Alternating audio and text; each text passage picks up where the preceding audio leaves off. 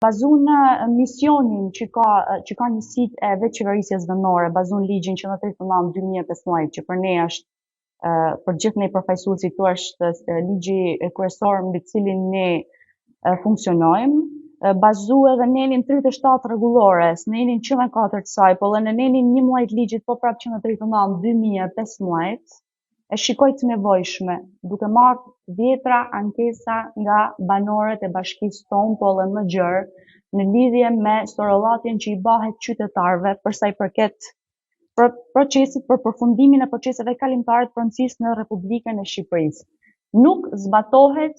ligji 2020 dhe VKM-ja që ka dalë në dhe për zbatim të saj. E përpasoj sot trashëgimtarët ligjor apo edhe përdoruesit faktik e kanë të pamundur që të zhvillojnë pronën e tyre që e kanë trashëgimi apo janë përdorues faktik sipas ligjit. Kur ne harrojmë që në fakt në një vend demokratik ligji është bërë për ta orientuar dhe për t'i lënë zgjidhje dhe shërbim qytetarëve.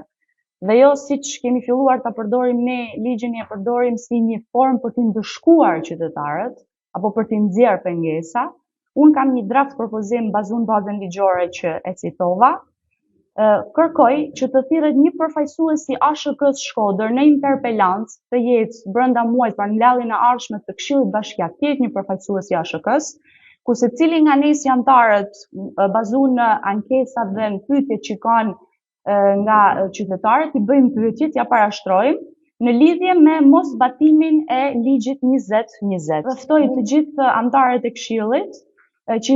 këtë nismë ligjore timen, po e quaj nismë si anëtare e Këshillit, ku ma lejon rregulloria dhe ligji që në 2015 të bëj propozimin që të miratojmë bashkë dhe të çojmë një kërkesë si Këshill Bashkiak për të thirrur në mbledhjen e ardhshme një përfaqësues nga ASHK-ja.